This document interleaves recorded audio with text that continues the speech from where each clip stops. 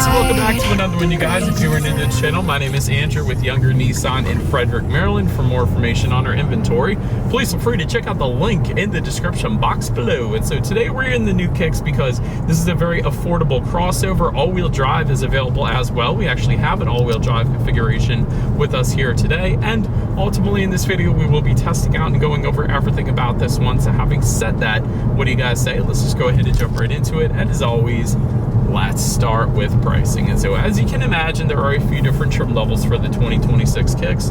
First one being the S, starting at $22,430. By the way, that's a $600 bump for the 2026 model year. You got the SV starting at $24,170, and lastly the SR being the one we are in today. This one starts at $27,265. By the way, that was all pricing for the front wheel drive configuration. If you wanted to add all-wheel drive, you can do that. Simply add $1,500 then to any of those prices. But regardless of the trim level that you go with, the power plant on the Kicks is going to be the same. Powering the little beast is a 2-liter naturally aspirated inline 4-cylinder that puts out 141 horsepower at 6,000 RPM, 140 pound-feet of torque coming in at 4,000 RPM. Power is going to be sent to the front wheels or all wheels through a CVT. 0 to 60 time approximately 9.5 seconds. We're going to be testing that out here in a little bit. MPG numbers then coming in at 28 in the city, 35 on the highway, taking regular unleaded fuel. And I actually just gassed this one up, and right now it's telling me I have 287 miles until empty, just in case anybody was curious about that. All right, and so before we do any kind of fun acceleration here in the Kicks, I did want to mention to you guys the drive modes. And so there is a silver toggle switch located kind of just to the right of the shifter there.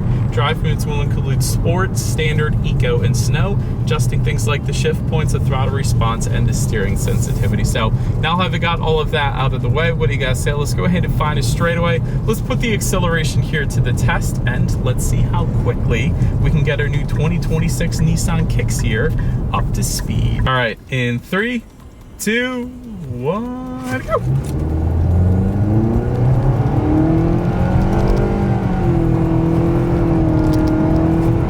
Definitely tell it's a CVT.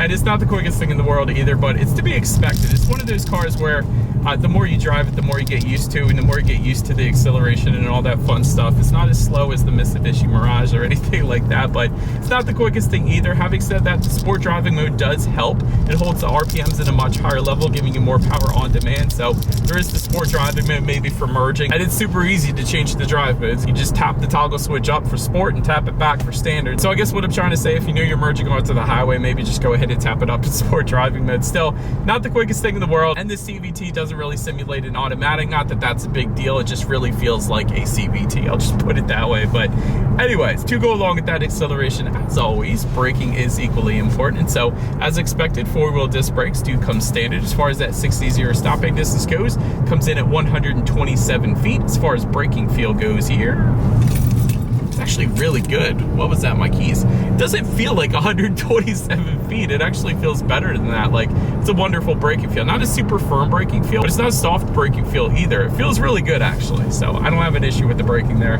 Then touching on suspension and handling. In front, you're gonna get an independent strut type front suspension.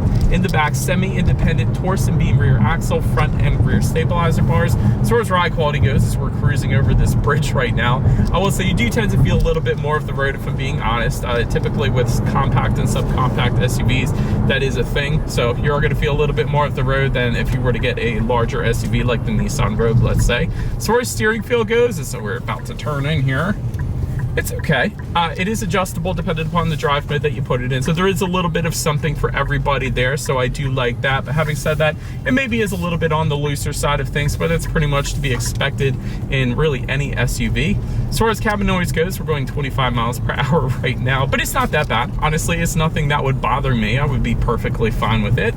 And touching our rear visibility, looking out my rear view mirror here, I can see perfectly fine out the back, honestly. And because of the shape of the Kicks, you really shouldn't have any issues with rear visibility, so that is perfectly on point as well. But that pretty much rounds out the performance segment of this review, you guys. Let's still go find a cool spot in the park here, and let's take a look at the exterior now of our brand new 2026 Nissan Kicks. All right, so here she is, you guys, the new 2026 Nissan Kicks, finished in a white and black color combination, which I think looks pretty dang good. But as always, let's go ahead and start with where the Kicks is made. Taking a look at the VIN, first character is the number 3 actually, which means this one is built and assembled in Mexico. Starting up front, full LED headlights do come standard for all trim levels across the board, meaning both low beam and high beam, so that's pretty cool. Automatic feature as well, along with automatic high beams. So if you have your high beams on at night and it senses a vehicle coming in the opposite direction, it's going to automatically dim them back to low beams, and when that vehicle is gone, it's going to automatically bounce them back up to high beams for you there. You do have that SR badging found in the upper portion of that front grille if you go with the SR trim level, of course. That looks pretty darn good. Very nice sporty look. That pretty much rounds out the front end of the Kicks. Let's now go ahead and swing around to the side. All right, so now since we are around to the side of this one, floating roof line found towards the back there. That's going to be on that C-pillar. And actually, let me get up a little bit closer because there is something I wanted to show you guys on that C-pillar there. You do have this Kicks lettering kind of spelled out within the C-pillar, so I thought that was pretty darn cool. Nice little attention to detail there, so good job Nissan for that. Power adjustable side mirrors do come standard. They will be heated with the SR all-wheel drive like we have with us here today, so that's pretty cool. And then you get integrated turret signals for the SR trim level then as well. Then taking a look down at the wheel setup, they're going to differ dependent upon the trim level, believe it or not. 16-inch steel wheels with covers for the S trim level, 17-inch steel wheels with covers for the SV, and then 19-inch aluminum alloys for the SR. However, we do actually have some optional alloys with us here today, and this wheel setup is dang good looking. By the way, it's a $620 option, I think it was, which is well worth it to me because I think they look dang good. Definitely the best looking wheel configuration for the Nissan Kicks for sure. So a lot of times wheel configurations go for like $1,000, $2,000. So $620 really isn't that bad for this. So anyways, that pretty much rounds out the side profile. Let's now go ahead and swing around to the back. All right, so now since we are around to the back of the Kicks, starting all the way to the top, you got a gloss black shark fin antenna. Just below that, rear spoiler with an integrated brake light. You got the rear window wiper affixed to the rear glass, of course, as well. LED taillights do come standard for all trim levels across the board. I like that. You're gonna find that all-wheel drive badging found on the rear lift gate if the Kicks that you go with does have all-wheel drive, of course, so that's pretty cool as well. If you ever wander onto a lot on a Sunday, the trim level badging and the all-wheel drive badging is going to be found on that rear lift gate in case you were curious. But then just below it all, there is a single exhaust outlet kind of tucked away underneath on the driver's side there. So having said that, I do believe you guys know what we have to do next here. As always, here is that exhaust clip.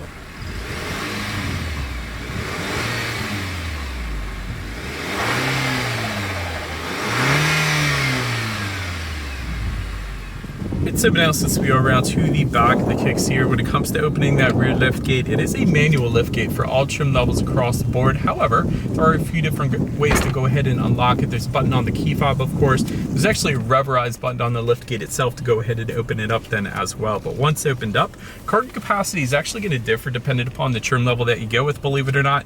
The S is going to give you the most space, coming in at 30 cubic feet, and then 29.2 cubic feet for the SV front wheel drive and SR front wheel drive. Then the all-wheel drive is going to give you the least, coming in at 23.9 cubic feet then. But of course, there is a 60-40 split, meaning the rear seats do fold down for quite a bit of extra space then if you needed it.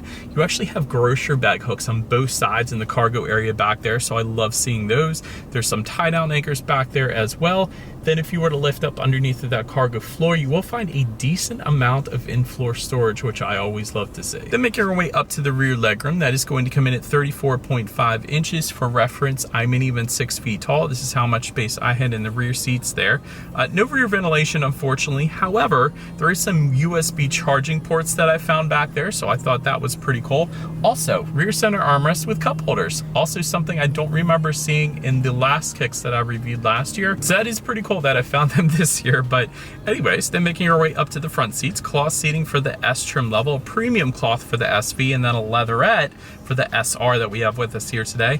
Manually adjustable front seats for all trim levels across the board. Heated front seats like we have with us here today. They're going to be optional for the SV and the SR trim level. So an option that comes with the heated steering wheel, I'll have you know as well. But I'm getting ahead of myself. As far as seat comfort goes, it was okay. I think power adjustable seats obviously would be a little more comfortable, but the manually adjustable seats, they got the job done. So I don't have any issues with that. Cool thing is with the seats, I'm gonna show you guys this real quick, is some of the Bose speakers are built into the headrest. You guys can see that Bose Personal Plus badging found on the sides of the headrest up here.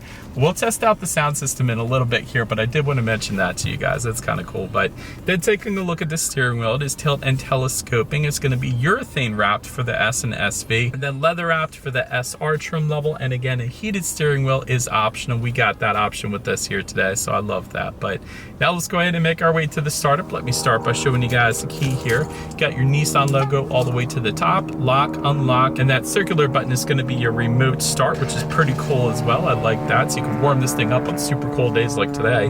But it is all keyless entry with a push button start. So all I'm going to do here is simply put my foot on the brake and press that engine start button located kind of just in front of the shifter there. And so once started up, when it comes to the gauges, there's going to be two different gauge clusters. You're going to find a 7-inch digital gauge cluster for the S and SV trim levels, and then a 12.3-inch digital gauge cluster for the SR. So you guys are looking at the SR 12.3-inch digital gauge cluster here, and it looks pretty darn good if you ask me. I don't have any issues with it. And I do like that there is some customization to it actually as well. So there's 3 little lines on the left-hand side of the steering wheel. If you press that and then go to change meter view, it essentially gives you 2 different looks. There's one look where it just has the speedometer front and center, and then there's more of a traditional look, I guess you can call it, with the tachometer on your left, speedometer on your right.